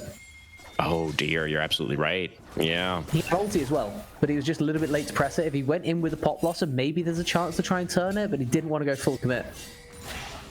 Yeah, ultimately, I do feel like, yes, that is really tragic that Khal wasn't able to get over that wall, but I do feel like it was a bit of an overstep from Toomey on the Nico, right? There's not really any reason to be pushing that deep into the enemy That's a lane gang. Oh my god. Now, in comes Khal in towards the top lane, and here's Toomey as well, gonna find the Pop Blossom on to 2. There is the Zahin one as well, Divine Judgment coming out from Batman in response, but not important, tries to flash away. The Lulu shield is there as well. Oh, looks like everybody lanes. actually gonna be walking away from this fight in the top lane. Smokey trying to roam over, doesn't have the Galio ultimate though, not important. Going down extremely low, has the blast cone, gets away to safety. And so somehow nobody dies. Toomey still hunting. Pillar going to be in the way. And so it is going to be potentially a red buff take. I think probably just a look towards dangerous. the Grubs trying to take his would be a little bit more appropriate healing. as Batman flashing away from his tower. No It's going to be a dead KO. The wind did become lightning, and he ends up just falling. That is unfortunate, but that's what happens when you leave the Xin Tower in an isolated lane. It feels like his lane has been anything but isolated so far, as it will be at least some of the counts taken by Khal on this top side. Not important. Waiting to see if he's allowed to take his red at least, but Oh man, the base just in time. That's unfortunate. yeah, Khal gets the Krugs and then exfiltrates back to the base. And now immediately back out onto the map via the Hex Gates. We have a Hex Tech Soul this game, Rue, which is, of course, very exciting. Very exciting, especially for like the Kaiser as well, right? It's a massive, massive buff for Kaiser. Also, pretty nice for the Nico, who will be able to get like even more CC in her chain with that extra bit of slow. Yeah. Do have some pings coming out now onto the Void Grubs for Iceborn. Oh, they are looking like they do actually care about that objective this game. Oh yeah, only one left. You're absolutely right. I didn't actually see when those first 2 grubs got taken by Flash Syndicate, but they did get 2 of them already. Good looks there, Rue. And I guess they don't really care about just one singular Void Grub for the side of Iceborn. They're just going to ignore that one. And our next dragon is a couple of minutes away. A pretty close game, honestly. Flash Syndicate are very much in this one, despite our sort of, despair at the beginning of the game. Yeah, but it's not quite the same as we saw in game 1, right? Where it's like those 3 losing lanes. It's 2 supposedly losing lanes, but the bot lane actually isn't even losing anymore.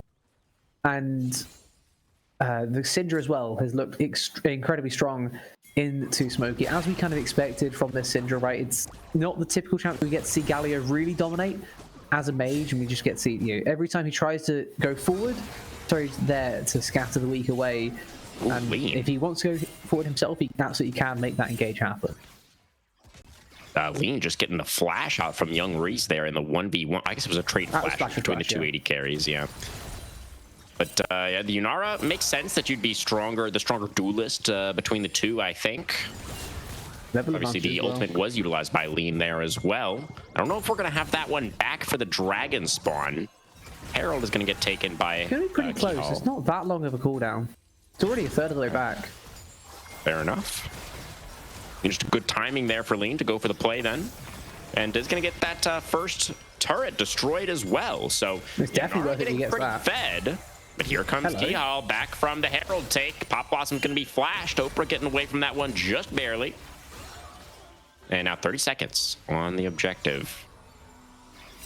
Both sides needing a reset before they end up going for this one, though You just talking about an ultimate timer in Lean.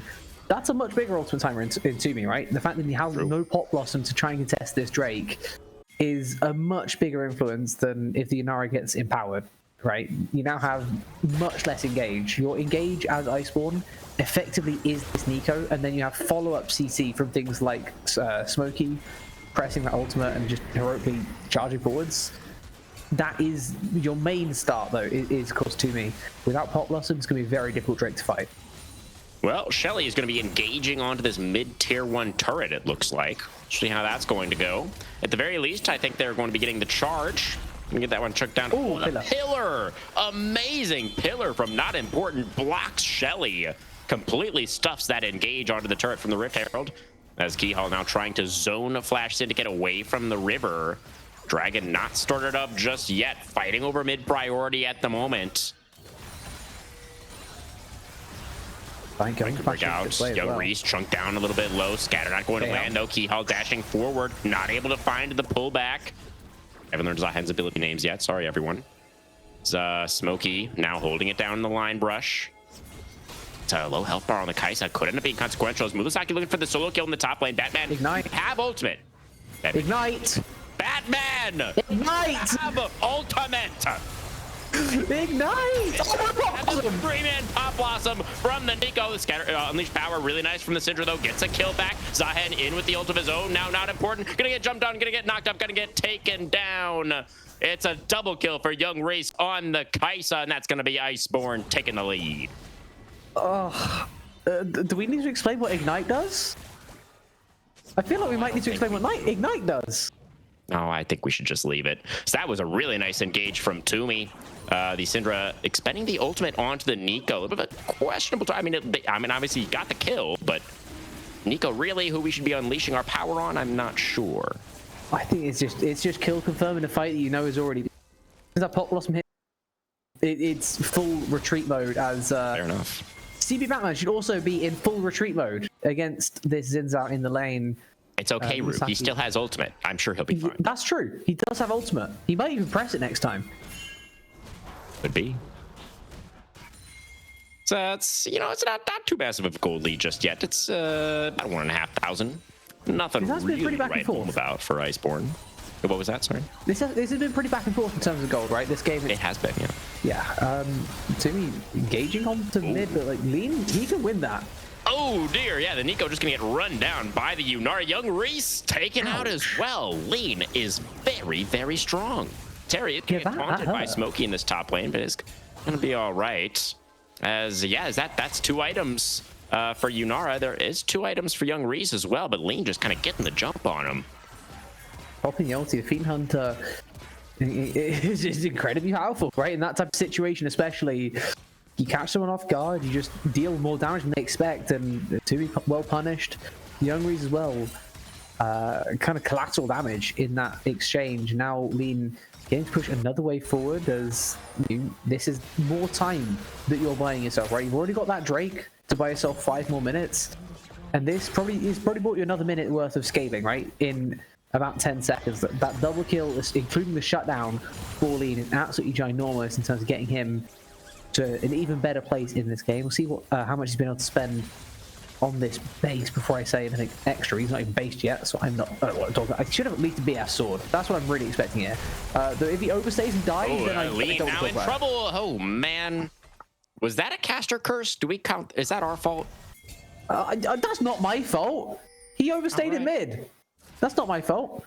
Feel free to deny, not take any responsibility there. I'm not going to hold you to it, Rue.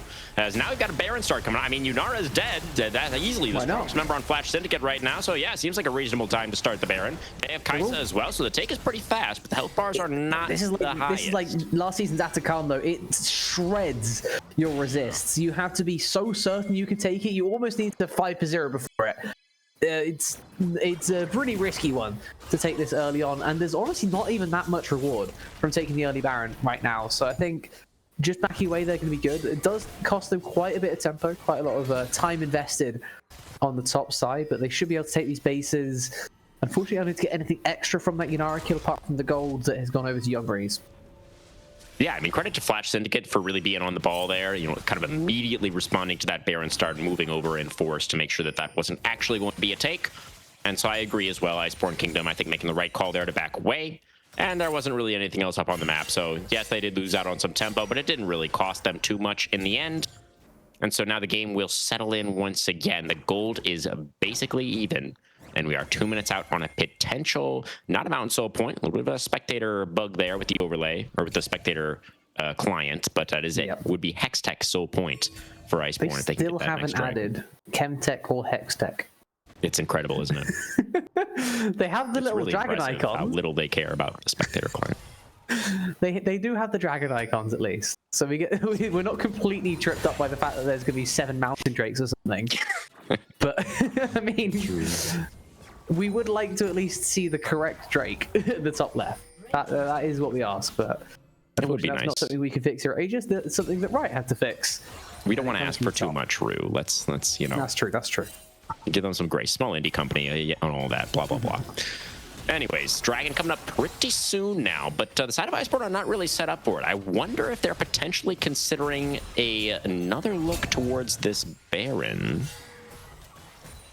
I'm looking at this Inzal build. I'm sorry, everything you just said is important, but what is that build? Smokey gonna get jumped on in the jungle.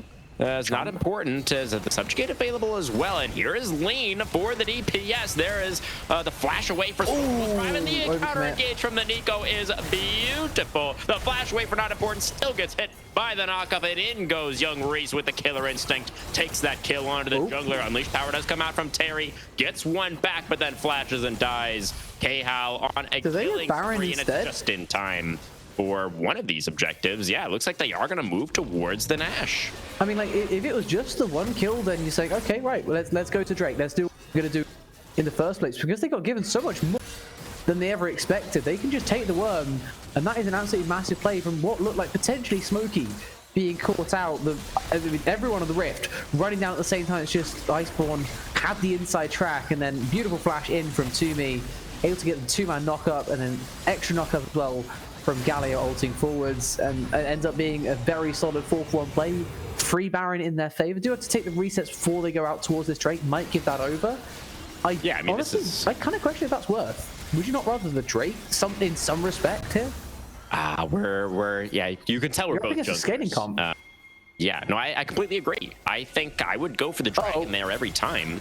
Young That was a Reese dangerous now is face going to check. get pillared in. That was an awful face check. Young Reese surely going to be It is, though. the invisibility, and they turn it around. And not important. Never you mind. That And guy's Terry's getting absolutely 1v1. fine. Judgment now going to come out onto Lean. The Yunara does survive long enough to take down Young Reese, but that is the only kill that Flash Syndicate are going to get in that fight. Terry didn't get to now do anything in that fight. He was getting happened to 1v1 Terry? by the Zinzao the whole time. He didn't even see that he was getting 1v1. He was tunnel vision on the main fight happening. He just got deleted 100-0.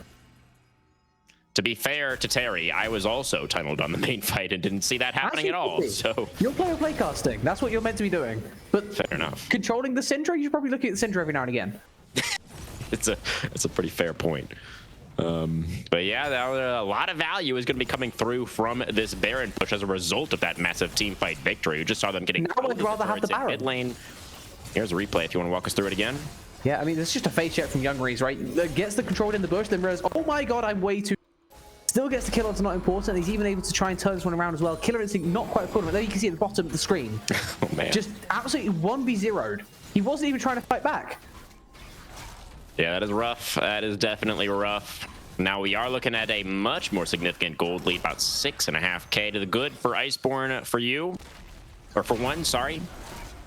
You being one in this case, the side of Iceborn. That didn't make sense. Anyways, The we do royal have, we is you, no? One? There's something in there. I think there was something, but I just wasn't quite able to find it. I think it needs to be pulled up by a Brit. That's where you went wrong. That's why we have you here. But yeah, they did get that inner turret in the top lane as well. So that is It's a massive 5 push. turrets taken, I believe, with that. Look at that gold lead as well, right? The game was pretty even before those two fights broke out, but now it has turned from a pretty even game into a very Iceborn favored game, though they still have a lot of burst damage on Flash Syndicate. To me, experiencing that firsthand. Doesn't pop the stasis that he has in his inventory, that arm guard not yet shattered, but perhaps next time it happens, it will get shattered, and then he can buy Zhonya's. Yeah, that feels like that would be pretty likely. But the game might possibly end before that happens. We'll have to see, as they're sieging up onto this last remaining turret outside of the Flash Syndicate base, but Baron is about to expire. So I don't know if they're actually going to be able to get any more structures right now, but And they don't Flash have a Soul Syndicate, they Wing do have on to be either. really careful about getting engaged on. We have Kihal off on the flank and get clipped by that scatter. The Pillar pulling in the Zahen as well, forced to use the ultimate to retreat. Now here comes the Nico for the counter. Nico's entrance over the top and lean way too far forward. Gonna be the first to fall in this fight. Divine Judgment coming out again, but it's just yeah, Kihal did indeed survive. Lean going very deep to try to get that kill, but another nice counter engage from Toomey. Smokey ready to follow up, and Iceborn right back to pushing. And they are going to be able to secure this inner turret after all. See Batman in the mid lane. Is now level 16 on the Kale, but again, I just feel He's only like 2 items at 27 minutes. Like, there's being level 16, and then there's having items to go with being level 16, right? The scary part of Kale is when she has both. Having just one is not quite enough, right? A level 10 Kale at minute 15 is still killable because she's only level 10. But at this point, this is scary. This is scary for Flash because they haven't scaled as much as they need to. Lean is still strong-ish, but not really strong enough to be the solo carry in these fights. And I mean, Batman is still quite a ways away. They are going to try and play from there. Everyone running up towards the top side of the map with Drake spawning 50 seconds, so they have to be careful to go too far up here. They're still going to make sure they have that vision in bot side, which they have none of. I mean, yeah, Flash Syndicate maybe just making the call here, not fight for it. Maybe it's like you just said. It feels like he's not strong enough on the Kale right now, so they're gonna look to punish Murasaki instead. As the Jin Zhao, really nice crescent guard there, pushes away the Trundle, but the Subjugate does come out and the Pillar goes down as well. Murasaki dashing back on top of Batman, gonna get the Kale ultimate out as well. That's 1,000 gold to Yunara. Well, Lean getting paid, definitely good news for Flash Syndicate fans. It does mean that they ceded priority on the bot side of the map, but Dragon is not yet spawned quite yet. But still I feel like contest. I mean, Batman has TP. I guess they can come down, but look how far away Lean is. They have no way of contesting this. I feel like with that free pick given over, you may have been able to go for the play, but they decide to just get that money, keep on flooding in. Gonna be Batman taking away that top tier 1 turret instead. Objective bounties have once again disappeared after that 1,000 gold shutdown went over to Lean, who has just bought a full Infinity Edge on that base. Yeah, the Yunara is pretty much the hope here, I feel like, for Flash Syndicate. See if Lean is actually going to be able to make it happen. I think has to be a little bit more patient in these fights, right? We've seen a couple of times the Yunara a little bit too far. Oh dear, Terry going to get caught out in the jungle. In comes young Reese, and I think there was a Syndra there a second ago. I'm not sure. No, I don't see her. Maybe I imagined it. I don't know if she was. I don't know where she went. That was disgusting. That was a and it's running around the Baron. Basically a 4-item Kaisa. That's what that was. And another nice engage from Toomey. And this is indeed going to be another Baron, as you just mentioned. Unless there's something that Flash Syndicate can do about it, but I don't really know what that would be exactly. They're going to look to push mid lane instead, and I think they will be able to take possibly this entire mid-inner turret in response as Yunara, so she's going to damage it pretty quickly. Getting it down to its last plate at the very least, but now they may have overstayed the wraparound for Iceborn. Look at them moving into that mid lane to potentially punish.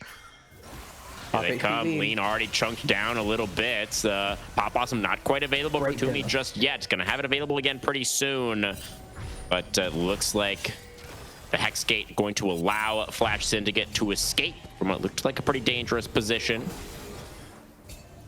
So many CC tools as well there, just to slow them down and get further and further away, right? The things like the... Oh dear, he's found Lean. Is there going to be any follow-up though? Does he even need any follow-up? That Yunara has... How did he see There's that? the follow-up, the flash away into the death. Young Reese taking him down, and the arm guard. That is an insane prediction from Toomey. He did not have vision for that. How did he know? There must have been like a blast plant or a scry. So they had vision on the blue buff. So he saw the walk past, but he didn't see where he based. Wow. He just went for it, assuming he was there, and he caught him. Man, well, that's some incredible game sense from Toomey then. Just kind of calling his shot, and nothing but net on that one. Now 5v4 on the map, lean back in 15 seconds. How much of his base is going to be left when he does respawn is the question. It's playing on 3 lanes right now for Iceborn. They've got the Baron on still for 90 seconds. Currently, Batman and Oprah trying to answer in this bot lane. I think mid lane for sure is going to get exposed. Keyhell does have to dash away, as now it's going to be Flash Syndicate moving in force. But now the side lanes are exposed. This is the value you can get from playing on all 3 lanes with Baron. It's going to be the bot lane inhibitor turret that gets felled first. Oh my. And there is another kill onto Terry. The Kaisa damage is just insane. The inhibitor line is going to get absolutely decimated. It's looking like 2 inhibitors at the very least are going to be going down here. I did not expect the Syndra to be this squishy this game. Terry, not having a great time. Another engage from Toomey. Doesn't find anybody quite yet. Wild Growth is there to keep Lean alive. Now the Divine Judgment committed as well. The Yunar is still standing, still firing. They do take down the Trundle. There's no front line left for this Yunar. He dashes forward. Punched in the face by Galio. And now Murasaki is going to be able to secure the kill. It is going to be a shutdown over to Batman. But the Galio goes golden. Oprah's one hit. Gonna get taken down. Batman will be the last to fall, and it's gonna be Iceborn 4-1. He can play this. 0 victory. He can play this match. Oh, knocked up. I thought there was a way. There's still a way. Hold on, this isn't over yet. Oh, I mean, Terry has ulti. They can't end on this push. Everybody died. Jimmy has to be so careful. Died. Young Reese was finished off earlier. They should be able to triple inhibit lanes. I mean, the minions. I think the minions. No. Hold on, the minions spawn? No way. Finish. No way, the minions spawn, they're fucking. Flash Syndicate, the Nexus is still alive. All of these structures have been destroyed. There is nothing left. But Terry has to take the minions. Might end it. Terry's gonna have to take the minions. He's gonna have to just die. Syndra gets the shield from the Lulu, survives. The minions are gonna get cleared out. All right, Flash Syndicate. They're still alive. It's still a triple inhib, right? This is still supposed to be over, but the fact that it isn't already is just funny. Yeah, I mean, so hey, it's 2026. Nexus turrets respawn. Yeah, that's gonna be about 2 minutes away. There's still time for Ice to push at least through to this Hextech Soul that is spawning in 10 seconds or so.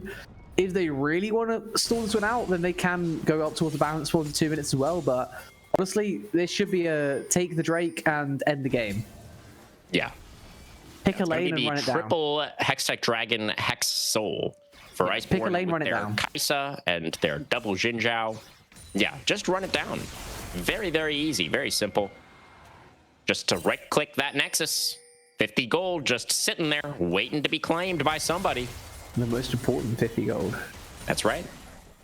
And they're going to go in as 5, which is definitely the right decision. This is just going to be a flash in. They are forced to go for an all-in fight. The waves actually pushed a reasonable distance, but the longer this takes, the more those waves are going to push against them, right? Double supers in every single wave. They have to go, and they have to find engage instantly. Nice. One hit. Me going down low. Pop Blossom still available for the Nico. No way. Didn't even get a chance to use the Tangle Barbs is really nice. The Hero's entrance over the top to keep everybody alive for now. Murasaki going very deep, but Lean is still alive.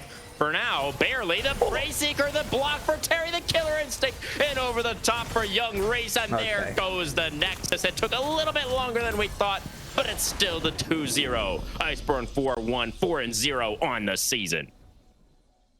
A little bit of tomfoolery at the end, but still getting it over the line. Just a little bit of a heart attack, I think. The coach cannot be great about how that one nearly went against them, but able to still get it over the line and move forward in the group stage of Aegis Diamond. They're putting on a show, if nothing else. That was a very interesting 2-0. You don't often say that. Yeah, Murasaki in particular, I think, quite the entertainer, isn't he? The Warwick in game number 1, and then the Jinzhou top in game 2, and it's not just a pretty good on both of them, to be honest. It's a Dusk and Dawn Jinzhou. Very creative player, clearly. Yeah. I don't know if I he's the don't POG though. I don't think he is. I don't know how that build works. I'm looking it up. Apparently, it's like you commit to one or the other, but he just decided to go for both, and it kind of worked anyway. Most damage on the team. Again, enemy ADC having the most damage in the game, but this time it was Lean on the Inara, just not quite enough. Had the damage, but didn't have the survivability. And I mean, we've pointed out before, but there's so many things that can just stay alive, just about. So much healing late on, so much late game sustainability, things like the Zinzal, the Zahen, and the Galio, all teaming together for Iceborn to pick up that game there. In terms of POM, I mean, that's Kehal with 2 deaths in the series. I'm going to put that one out there. Youngri's a bit more deathage in game 2, but still a very strong performance on his part as well. Yeah, definitely. And honestly, Toomey as well on that Nico had a number of pretty nice engages, couple of whiffs as well, but definitely some really nice ones mixed in there. Smokey kind of just did his job on the Galio, nothing too flashy there. Did build a significant amount of damage on the Galio. It's pretty interesting. I was actually kind of expecting just the full tank Galio, but they didn't have. They had plenty of AP. I guess he just wanted to build damage, which is fair enough, I suppose. But pretty didn't sad. Look like he was in danger. That's the thing, right? When you're able to put the Syndra that far behind, the Kale didn't really feel like she was doing much. You can kind of get away with that on something like the Galio, where you're expecting it to go tankier. Had the Hollow Radiant, it was like, yeah, that's enough. Honestly, let's just build some damage, just try and help out the rest of our team in that way instead. And I mean, it worked out just about enough, even though somehow the Nico does have 3rd most damage on the team. I don't know if we want to. I'm just going to move past that one, actually. Yeah, it's a tough one. When in doubt, though, just give it to the jungler. I mean, we're you know, are we just doing it? It's just Keyhall all the way. I mean, that's 1 death per game. And very, very efficient gameplay as well. I honestly don't know how it was only 1 death per game. How many times in that game did it feel like we were saying, how has he lived? How does he survive this? And he's just able to hang around. Of course, Zahen is a little bit helped out in that department with the use of his passive, but a great performance from him, absolutely. As I am still inclined to say Young Rees, though, because he's had 2 amazing games. Yeah. I mean, we don't want to be accused of being biased, right? So maybe we do just have to give it to Young Rees. Macros, do you have any thoughts, Mr. Producer? POG/POM?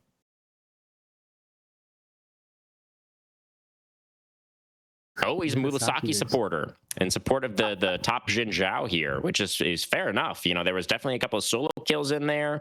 Definitely was handily winning that lane.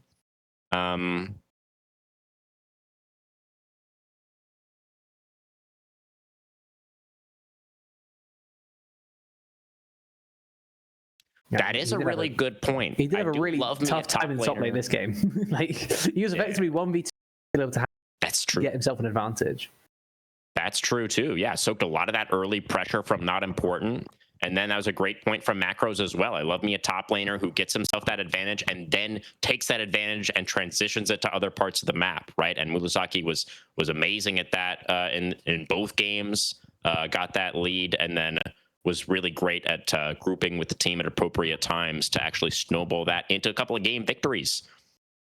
So I guess we'll leave it up to you, viewer, who you think was the POG. We're really quite torn here on the cast. Not sure who to give it to. Everybody on the side of Iceborn did play pretty well in tonight's match. For the side of Flash Syndicate, you know, obviously it's a little bit tough not having your starting AD carry for game 1. And in general, pretty tragic to have your own AD carry doing the most damage in the game in back-to-back games and losing both of them. That definitely feels bad. Personally, I think a lot of this can be chalked up to draft.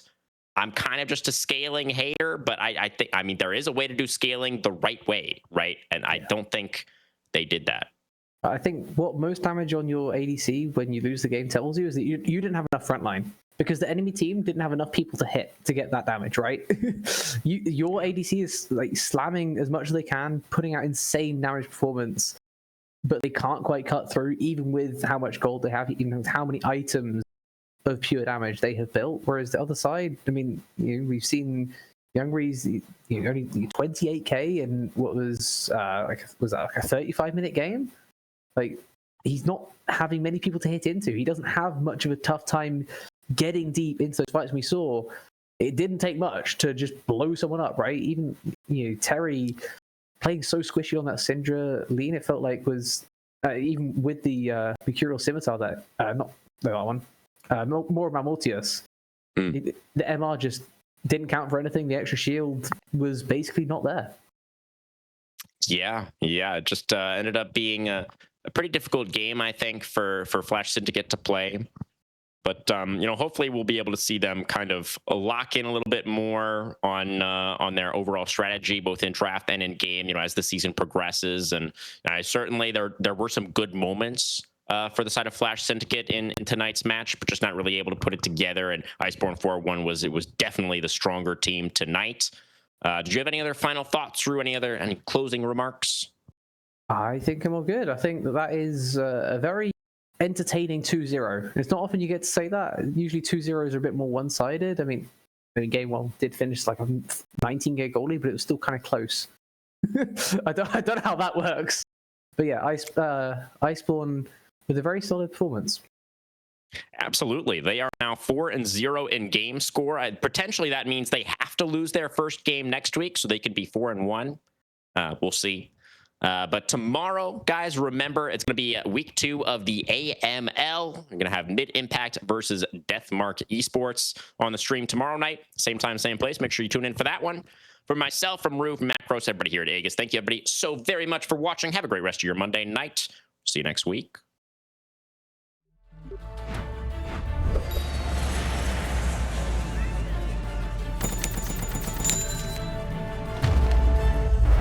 Bro, just use Zen Market.